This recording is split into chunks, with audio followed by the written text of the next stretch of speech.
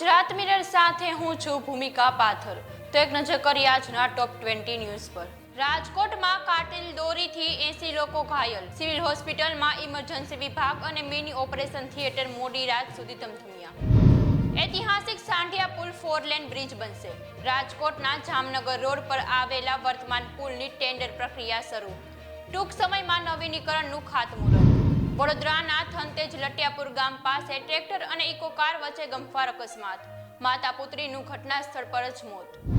અમરેલીના કુવામાંથી મળેલ મૃતદેહ મુદ્દે મોટો ખુલાસો, તાંત્રિક વિધિની શંકાએ 3 હત્યા કરાઈ, 4 શખ્સોએ ગળે ટૂંપો આપી હત્યા કર્યાનો ઘટસ્ફોટ થયો।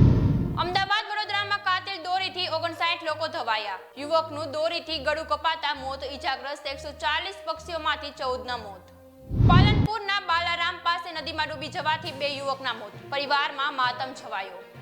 વલસાડના ભિલાડ હાઈવે પર ગોરક્ષકોની મદદ વડે પોલીસે 7 ગૌવંશને કતલખાને જતા બચાવ્યા, ટેમ્પો ચાલક ઝડપાયો। ઉત્તરાયણે અકસ્માતનો વણઝાર, સુરતમાં એમ્બ્યુલન્સ સતત દોડતી રહી, પતંગની દોરીથી 9 લોકોના ગળા કપાયા, 119 અકસ્માત થયા। દહેગામના લીહોડા ગામમાં દેશી દારૂ પીધા બાદ 2 લોકોના મોત, 7 સારવાર હેઠળ। એસપી બાદ ગૃહ રાજ્યમંત્રીએ પણ લઠ્ઠાકાંડની વાત નકારી, કહ્યું એફએસએલનો રિપોર્ટ આવ્યા બાદ સંપૂર્ણ માહિતી બહાર આવશે। કચ્છના અંજારની કેમો સ્ટીલ ઇન્ડસ્ટ્રીમાં ભઠ્ઠી ઉભરાતા 1નું મોત, 7થી વધુ ઈજાગ્રસ્ત, સ્ટીલ પીગળાવવાની કામગીરી દરમિયાન બની આ ઘટના। અમદાવાદના બાવળામાં 8 વર્ષની બાળકી પર 5 જેટલા શ્વાનોએ કર્યો હુમલો, માસૂમ ગંભીર રીતે ઈજાગ્રસ્ત। લાખોની છેતરપિંડી કરનારા ઝડપાયા, જામનગરના વેપારી સાથે 50 લાખની ઠગાઈ કરવા મામલે પોલીસે પશ્ચિમ બંગાળમાંથી 2 શખ્સોને ઝડપી પાડ્યા।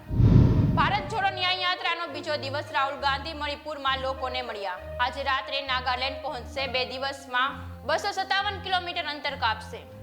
બીએસપી સુપ્રીમો માયાવતીએ તેમના જન્મદિવસ પર કરી મોટી જાહેરાત, માયાવતીએ કહ્યું એકલી લડીશ પણ ઇન્ડિયામાં નહીં જોડાવું। અયોધ્યામાં પ્રાણ પ્રતિષ્ઠા 22 જાન્યુઆરીએ બપોરે 12:20 વાગ્યે થશે, કાલથી પૂજા વિધિ શરૂ, 18મીએ મૂર્તિ ગર્ભગૃહમાં બિરાજમાન થશે।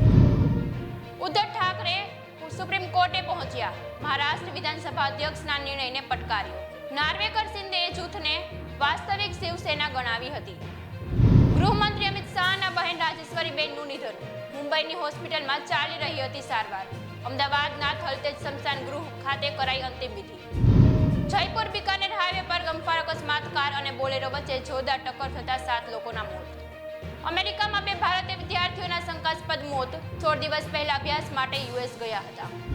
ટોલ ટેક્સ ફાસ્ટેગની મદદથી ભરતા લોકો માટે મોટા સમાચાર, 31 જાન્યુઆરી બાદથી ફાસ્ટેગ થઈ શકે છે deactivate, national highway authority of ઇન્ડિયાએ આપ્યો અપડેટ। હાલ સમાચારમાં બસ આટલું જ, વધુ વિગતો માટે જોતા રહો ગુજરાત મિરર, અને આપને જો આ ન્યૂઝ પસંદ આવ્યા હોય તો તેને લાઈક, શેર અને સબસ્ક્રાઇબ કરો। પડે પરના સમાચાર મેળવવા નીચે આપેલ નંબર પર હાઈ લખી મેસેજ કરો। નમસ્કાર।